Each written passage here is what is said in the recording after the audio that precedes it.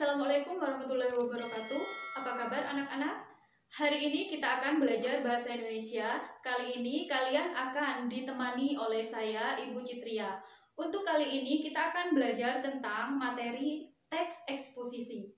Tapi sebelumnya kita harus mengetahui apa pengertian dari teks eksposisi, kemudian bagaimana struktur dari teks eksposisi, dan apa saja ciri kebahasaan dari teks eksposisi.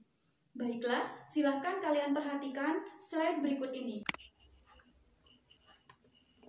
Nah, tujuan pembelajaran untuk teks eksposisi yaitu setelah mempelajari teks eksposisi, peserta didik diharapkan mampu yang pertama, mendeskripsikan permasalahan, argumentasi, pengetahuan, dan rekomendasi teks eksposisi berkaitan dengan bidang pekerjaan yang didengar dan atau dibaca. Kemudian, tujuan yang kedua yaitu peserta didik diharapkan mampu menganalisis struktur dan kebahasaan teks eksposisi yang berkaitan dengan bidang pekerjaan. Nah, untuk tujuan pembelajaran 1 dan 2, ini akan kita bahas pada pertemuan 1 kali ini. Kemudian tujuan pembelajaran yang ketiga yaitu peserta didik diharapkan mampu mengembangkan isi permasalahan, argumen, pengetahuan, dan rekomendasi teks eksposisi berkaitan dengan bidang pekerjaan secara lisan dan tulis. Ini akan kita pelajari pada pertemuan kedua. Kemudian tujuan pembelajaran yang keempat yaitu peserta didik diharapkan mampu mengonstruksikan teks eksposisi berkaitan bidang pekerjaan dengan memerhatikan isi, yaitu permasalahan, argumen, pengetahuan, dan rekomendasi, struktur, dan kebahasaan. Ini akan kita pelajari pada pertemuan ketiga. Kemudian nanti pada pertemuan keempat kita akan mengadakan ulangan harian yang kedua. Materinya yaitu materi pada pertemuan pertama, kedua, dan ketiga. Seperti itu. Kemudian berikutnya adalah materi untuk teks eksposisi. Di sini nanti yang akan kita bahas yaitu yang pertama pengertian, ciri, dan jenis dari teks eksposisi. Kemudian yang kedua struktur teks eksposisi. Yang ketiga kaidah kebahasaan dari teks eksposisi. Nah, untuk yang pertama yang akan kita bahas yaitu pengertian teks eksposisi. Di sini sudah ada pengertian teks eksposisi yaitu teks yang mengupas suatu masalah dengan disertai sejumlah argumentasi dan fakta-fakta.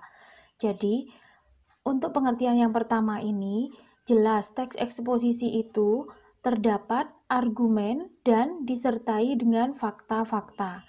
Nah, kemudian pengertian yang kedua yaitu sebuah paragraf atau karangan yang terkandung di dalamnya sejumlah informasi yang isinya ditulis dengan tujuan untuk menjelaskan atau memberikan pengertian dengan gaya penulisan yang singkat, padat, dan akurat. Jadi maksudnya di sini untuk pengertian yang kedua bahwa paragraf argumentasi ini mempunyai tujuan, yaitu tujuannya adalah memberikan informasi secara tertulis dengan tujuannya yaitu menjelaskan atau memberikan pengertian dengan gaya penulisan yang singkat, padat, dan akurat. Kenapa singkat, padat, dan akurat? Agar apa yang dijelaskan oleh penulis itu tersampaikan dengan jelas tanpa harus memiliki pengertian ganda atau ambigu. Seperti itu. Kemudian berikutnya adalah ciri-ciri teks eksposisi. Nah, di sini ada 4 ciri yang akan kita pelajari, yaitu yang pertama, penjelasan pokok persoalan secara objektif. Nah, maksudnya adalah di sini ketika menjelaskan pokok persoalan itu dilakukan secara objektif atau secara umum. Jadi bukan subjektif. Kalau subjektif itu perseorangan, ini enggak. Ini maksudnya secara objektif atau sesuai dengan apa yang memang diamati, tidak ditambah-tambahi, seperti itu. Kemudian yang kedua, gaya penulisan informatif. Jadi maksudnya adalah penulisan yang digunakan di sini menggunakan gaya penulisan yang informatif, maksudnya penuh dengan informasi. Jadi informasinya tersampaikan dengan jelas di situ. Kemudian yang ketiga yaitu teks memuat fakta. Nah, jadi untuk teks eksposisi, jelas yang dijelaskan di teks ini adalah fakta, bukan rekayasa. Kemudian yang keempat, teks eksposisi atau paparan memiliki tujuan ingin memberi penjelasan atau keterangan. Jadi intinya eksposisi itu adalah sebuah karangan yang paling baik hati. Kenapa? Karena paragraf ini atau teks ini memberikan suatu informasi kepada pembaca agar pembaca itu mengetahui apa yang dijelaskan oleh si penulis, seperti itu. Contohnya adalah berita, kemudian esai, kemudian tips, resep, dan lain-lain itu masuk dalam teks eksposisi. Kemudian berikutnya adalah jenis-jenis teks eksposisi. Nah, di sini ada 6 jenis teks eksposisi. Yang pertama yaitu eksposisi definisi. Apa eksposisi definisi? Eksposisi definisi maksudnya adalah berisi penjelasan tentang makna suatu kata atau frasa. Jadi di sini memberikan definisi atau makna dari suatu kata atau frasa. Frasa itu sendiri maksudnya adalah gabungan dua kata atau lebih. Kemudian yang berikutnya, yang B, yaitu eksposisi identifikasi. Ini maksudnya adalah teks yang berusaha menyebutkan ciri-ciri atau unsur-unsur pengenal suatu objek. Jadi di sini akan dijelaskan ciri-ciri atau unsur-unsur pengenal suatu objek yang dijelaskan dalam teks tersebut. Misalnya, yang dijelaskan objeknya adalah tentang batu misalnya. Nah, ini akan dijelaskan ciri-ciri batu itu seperti apa, kemudian unsur-unsurnya dan lain-lain itu akan dijelaskan. Ini disebut eksposisi identifikasi. Kemudian berikutnya yang C yaitu eksposisi perbandingan atau pertentangan. Nah, di sini maksudnya adalah menunjukkan kesamaan dan perbedaan antara dua objek atau lebih mempergunakan dasar-dasar tertentu. Jadi, jelas pada teks eksposisi perbandingan atau pertentangan ini akan ada dua hal yang dibandingkan atau ditentangkan, seperti itu. Kemudian yang D yaitu eksposisi ilustrasi. Nah, ini maksudnya adalah mengadakan gambaran atau penjelasan yang khusus dan konkret terhadap suatu prinsip yang bersifat umum. Jadi di sini akan digambarkan, diberikan contoh tentang objek yang dijelaskan dalam teks eksposisi tersebut. Itu disebut dengan eksposisi ilustrasi. Kemudian yang kelima atau yang E yaitu eksposisi klasifikasi. Nah, ini maksudnya adalah menampilkan pengelompokan sesuai dengan pengalaman manusia. Jadi di sini nanti akan ada pengelompokan sesuai dengan yang biasanya terjadi pada manusia. Nah, itu dimasukkan ke dalam eksposisi klasifikasi. Dan yang terakhir, jenis yang terakhir dari teks eksposisi adalah yang F, eksposisi analisis. Nah, ini maksudnya adalah membagi-bagi suatu subjek ke dalam komponen-komponennya. Seperti itu.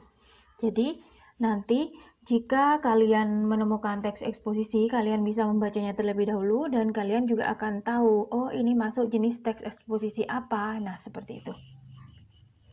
Kemudian berikutnya yang akan kita pelajari adalah struktur teks eksposisi. Nah, di sini di struktur teks eksposisi ini ada 3 struktur. Yang pertama yaitu adalah tesis. Nah, tesis ini maksudnya adalah pengenalan isu. Nah, di sini pada struktur teks eksposisi, tesis ini biasanya berada di awal paragraf.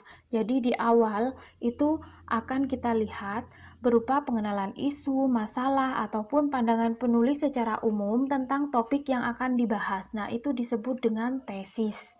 Kemudian struktur yang kedua adalah argumen-argumen atau ada yang mengatakan juga rangkaian argumen. Nah, di sini maksudnya adalah berkaitan dengan tesis pada bagian rangkaian argumen atau argumen-argumen ini dikemukakan pula sejumlah fakta yang kuat argumen-argumen ataupun penilaian penulis. Jadi, di sini terdapat sejumlah pendapat atau penilaian yang disertai dengan fakta-fakta, sehingga memberikan penjelasan langsung tentang pengenalan isu atau masalah yang tadi dikemukakan oleh penulis di awal, seperti itu. Kemudian yang struktur yang ketiga yaitu adalah penegasan ulang. Nah, di sini maksudnya adalah penegasan ulang atas pernyataan-pernyataan sebelumnya, dan di sini dapat berupa saran-saran ataupun kesimpulan dari penulis, seperti itu. Ini adalah struktur teks eksposisi.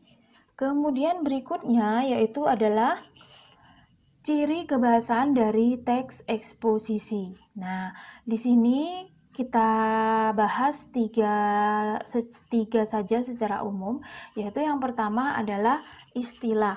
Nah, di sini istilah itu maksudnya adalah bahwa dalam teks eksposisi itu biasanya menggunakan istilah yang berkenaan dengan masalah utama atau topik yang dibahas.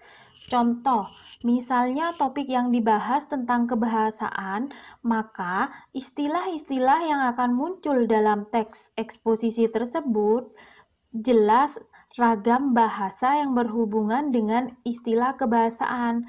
Contoh, ragam baku, kaidah kebahasaan, berbahasa Indonesia yang baik dan benar, makna kata, bahasa asing, bahasa gaul, dan lain-lain. Nah, itu yang dimaksud dengan menggunakan istilah, seperti itu. Kemudian berikutnya adalah afiksasi. Nah, di sini afiksasi ini maksudnya adalah pengimbuhan. Nah, afiksasi ini terbagi dari beberapa, yaitu yang pertama adalah awalan atau disebut prefiks. Nah, prefiks di sini maksudnya adalah kata dasar ditambah dengan awalan. Contoh, kata dasar getar ditambah awalan ber menjadi bergetar. Nah, itu maksudnya adalah prefiks. Kemudian berikutnya, contoh afiksasi yang berikutnya adalah akhiran atau disebut juga sufik. Nah, kalau sufik ini maksudnya adalah kata dasar ditambahkan dengan akhiran. Contoh tadi kata dasarnya getar ditambah akhiran an menjadi getaran.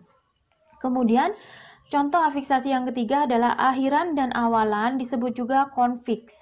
Nah, di sini ada akhiran dan awalan. Contoh kata dasarnya tadi getar diberi awalan ber, kemudian ditambahkan lagi akhiran an menjadi bergetaran, seperti itu. Kemudian yang keempat adalah sisipan atau infiks. Nah, contohnya adalah misalnya kata dasarnya adalah getar, kemudian diberi sisipan di tengah-tengah kata dasar getar, maka akan menjadi gemetar. Nah, itu namanya sisipan atau infiks. Dan yang terakhir, contoh dari afiksasi adalah kombinasi afiks. Nah, di sini perpaduan dari awalan, sisipan, dan akhiran menjadi satu. Contoh kata dasarnya getar, diberi awalan ber, kemudian diberi sisipan dan ditambahkan akhiran an menjadi bergemetaran. Nah, itu namanya kombinasi afiks. Bisa dipahami ya? Kemudian berikutnya yang terakhir, contoh kaidah kebahasaan yang terakhir adalah verba. Nah, verba di sini maksudnya adalah kata kerja. Nah, kata kerja merupakan kata yang mengandung makna dasar perbuatan, proses, atau keadaan yang bukan sifat. Nah, itu kata kerja. Contohnya, contoh misalnya menulis, menyapu, dan lain-lain. Itu masuk dalam verba. Kemudian berikutnya adalah tugas. Nah, untuk tugas kalian bisa dilihat di sini. Di sini ada 4 soal atau 4 tugas yang harus kalian kerjakan. Yang pertama adalah carilah contoh teks eksposisi dari media massa atau internet. Nah, di sini kalian nanti akan mencari contoh teks eksposisi, boleh dari media massa, misalnya koran, majalah, atau internet.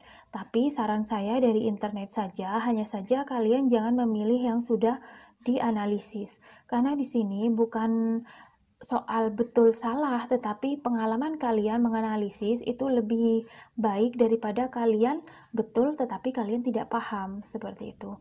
Nah, kemudian yang kedua yaitu catat judul, penulis, serta sumber teks tersebut. Nah, jadi nanti kalian dicatat judulnya apa, contoh teks eksposisi yang sudah kalian cari, kemudian penulisnya siapa, sumbernya itu dari mana.